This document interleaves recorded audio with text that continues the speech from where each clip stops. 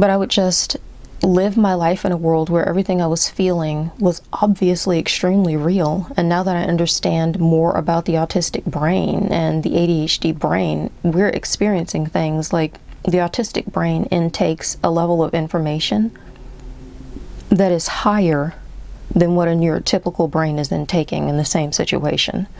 So the music is louder to us. The heat is hotter, different things like that. We're taking in more information and it's bothering us in a different way. We have a different level of sensitivity to these things. So I was living in my life where everyone's telling me everything I'm going through isn't real. So now I can't even share that I'm going through it. Which makes it even scarier when you're feeling so bad. And it was all just this stuff where I felt so alone. It makes you want to leave. It makes you want to not be in a huge group of people, and counterintuitively feeling more alone than you've ever felt before. Even when it's just you and no one else is around, you feel more alone in that massive group, because it's really emphasizing how different they all are from you. And that was my experience. That was my experience, and I just won't participate in creating that world for the next generations or another person, my generation, generations before me. There could at any given time be someone who's 98 years of age who randomly stumbles into someone's video, perhaps mine, and they just realized everything you're talking about I relate to. They might have the experience listening to me. Someone might have the experience listening to me that I had when I was reading online, and after a slew of different life situations, I heard somebody talking about socks, a few people having a conversation about socks, and I couldn't handle it. I shut down because it'd been decades of my life. Pain, self-hatred, abuse that was above and beyond me being neurodivergent and someone being triggered by that. It was just hateful, abusive people. But I'd come to a place where I'm like, if there's one thing I can do, it's hide. And if there's one thing I know, it's that I'm alone. And then I read these people and I thought, what is happening? I'm not alone. And because of the way I had addressed my life, and because of my need for learning, and because God programmed me with the interest that I needed to learn, to dig, to fix, to acknowledge, I was in a place where I had so much knowledge and so much work that I'd already put into myself that when that moment hit me, I shut down everything. I stopped listening. The sock conversation, I think, was what did it. I didn't think about it again for days. And then I woke up one day on something like a Thursday. I can't remember the date. I wish I'd written it down. I had no idea what was happening at the time. I woke up and I went from 100% depression and misery to total self-love. And a million things had to come together for that to take place. The pain disappeared and I loved myself. And the thing that did it was autistic self-advocation. And I know that's an amazing series of things that happened in a life that for me has always been magical in all of the ways, even when I didn't understand how magical it was being and I didn't get where it was leading. That experience taught me a lot about how magical it all actually was and what was planned and what was coming. And it's all because somebody who's neurodivergent spoke. So when I sit here and I have a day where I want to talk and I have subject matter and I have video ideas, and even today, this is not one of my video ideas. They still sit written down, one of which I was definitely going to do today. Maybe I'll do later. But when I have all this stuff together and I have time and I know I can speak, and then I just can't seem to manage to deal because of other reasons, and it's maddening because I'm not a person who's, the whole culture of, oh, we need to get out of our own way and we are our biggest problem and you need to blah, blah, blah. These things aren't about me. I'm just in a situation and I need to get out of it, but, I'm living the best life I can in a situation that's wildly incompatible with me. And it's frustrating beyond belief. It's another one where it's like an unholy triad situation, but I don't know if it's three things. It's just, I do my best to do something and then other things thwart me, and I end up with this incredible frustration that stuff that is not even me is impeding me. And I know that's how life works, but something inside of me cannot process the fact that I can do everything in order to accomplish something, and someone else and something else that's about someone else somehow have had the right throughout my life to stop me. So I sit here and I was trying to record and I just couldn't, and I ended up zoning out and hazing out.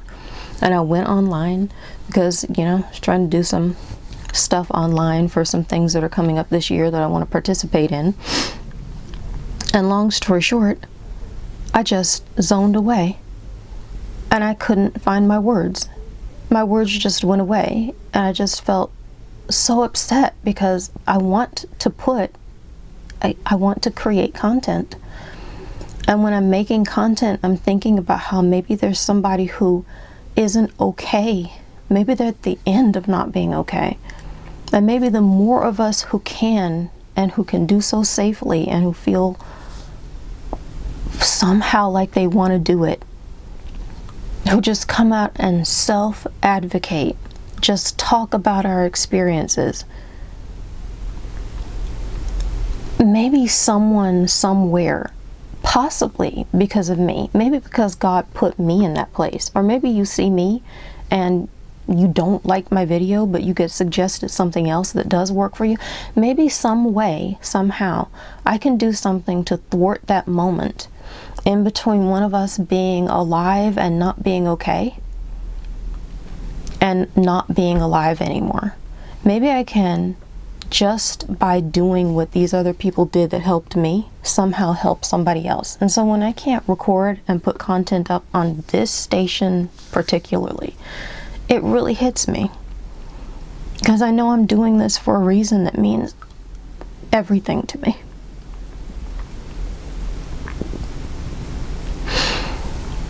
And maybe this is I think this turned into a whole nother thing than what I thought it was going to be when I started talking. But these are the things that bother me when I just want to sit down and I just want to talk. How much I would love to just be in a home, in a right situation, living with compatible individual, compatible building, compatible area, compatible temperature, just in a safe place for me. I would love to be in the perfect, that's what I want. I'm not going to want anything that's just okay. If I'm going to want for the skies and the world and the universe, and I just want the perfect situation for me. But if I woke up this morning and I was in the opposite, which is twistedly, poetically wrong for me, and then I just can't live my day, there's something about wanting to get up and do something. These are the moments when inside of me I have felt like maybe I am disabled. When I feel like that, when a million bad things are happening and I reach that point where I just can't fight anymore and I just can't do it anymore. And when I know that the normal reaction for that, the normal, as they call it, reaction for that is not what I did, which is just, I dissociate. I just dissociated. And I know spiritually I have my perspective. Like on paper, when you dissociate and you it's because it's a traumatic response. Something is wrong. It depends on whose opinion you're listening to, right? Some people are out there telling us that depression is a disease and it means there's something wrong with our brain or our chemistry. And other people are out there, I've even come across this. And so I feel comfortable saying it because I know this from experience. It was quite obvious. I remember reading somewhere online some particular physician who's saying, I don't believe depression is a sickness, because based on their experience listening to clients and studying it, they found out that people have a tendency to become depressed when they're in really, really bad situations. And so this person is saying that for holistic depression treatment, it can't just be rehashing what's upsetting and medicating the issue that's going on in the brain right now, or trying to put it aside chemically or bypass it chemically. It needs to be about addressing the core issues in that individual in their life that are causing a level of sadness that eventually gets to a place where they can't live properly and they can't have happiness and all that stuff. So it is kind of a matter of opinion, but the going thing about this, the concept that autistic dissociation is just some kind of display of somebody who's not working properly and someone who's not processing life in the expected or typical way. For me, it just doesn't fly. It doesn't make sense. Because in my personal experience and my studies and the conglomerate of 40 years of researching everyone and everything on this planet, because that has been my purpose, is to know everything I possibly can and to understand everything I've ever experienced existing. I want to know about everything, and then I want to understand all of the things I now know about. It's pretty obvious and clear to me that what's going on with us as neurodivergents when we leave the room, spiritually, we can't be in this place anymore. And so something inside of us just disconnects from this place. It's pretty well documented that when people are going through way too much and they just can't tolerate the level of pain, misery, torture, sometimes they just go away. And I don't consider that to be maladaptive. I don't consider it to be maladaptive daydreaming. I don't consider it to be diseased.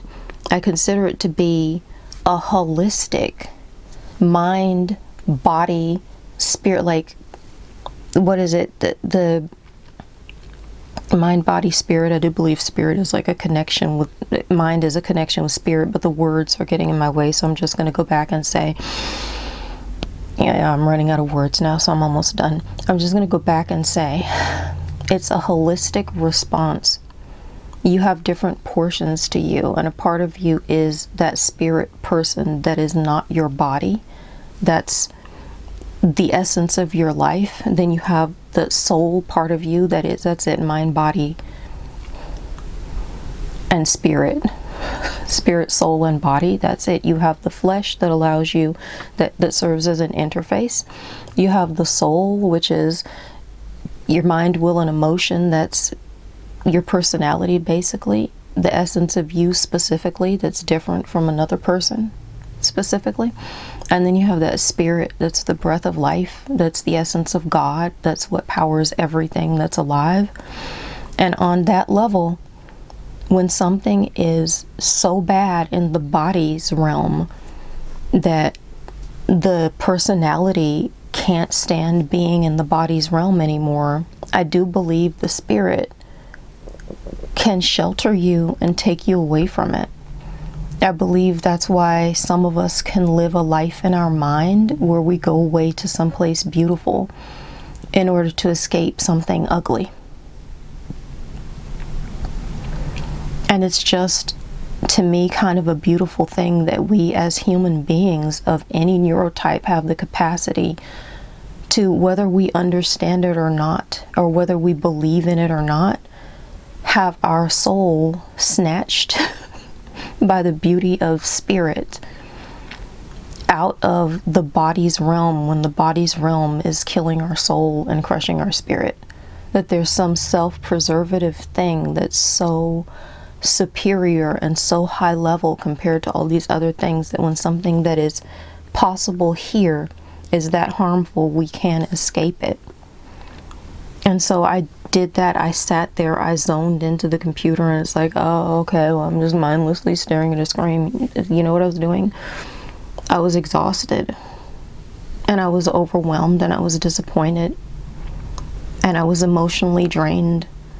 And I needed to get away from that and think another thought and be another being and not just be feeling what was going wrong in my body. So I just went into a part of myself that was something more. The part that is going to be around when the body isn't a part of my experience anymore, and the part that was there before the body was a part of my experience.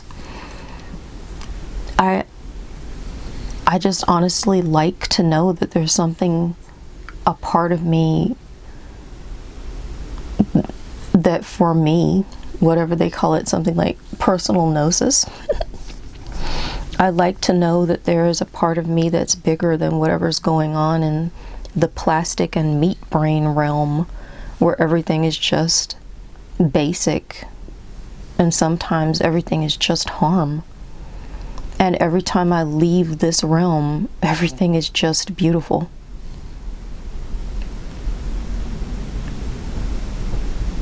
And that's amazing for me. And so, I guess I'm going to go back over this and see what the heck I just talked about and how I'm going to title all of this. And I guess I just actually did talk and make a video. And I thought I was depleted completely for the day, but then I zoned out and I did the thing that everybody is just poo-pooing, where you just leave for a while because you can't deal anymore. And then I came back, and now I'm able to function again like a more cohesive, fully integrated version of me. Now I can interact with the physical realm and upload some stuff, because I still feel like a content creator today. And on that note, I suppose I'm done. I'm going to sip my iced coffee and I'm going to read my little thingy. Have any thoughts or questions? Share them in the comments. Notice any gaps in the autistic, ADHD, or ADHD community conversation? Want a spiritually mystically inclusive ND voice on a subject? Just looking for an extra opinion or viewpoint? Share your suggestions in the comments. If I can address them, I might make them into a video. Remember to like, share, subscribe, ring the notification bell for all of my newest updates, and be blessed. And at that, thank you for existing. That's about it. Bye now.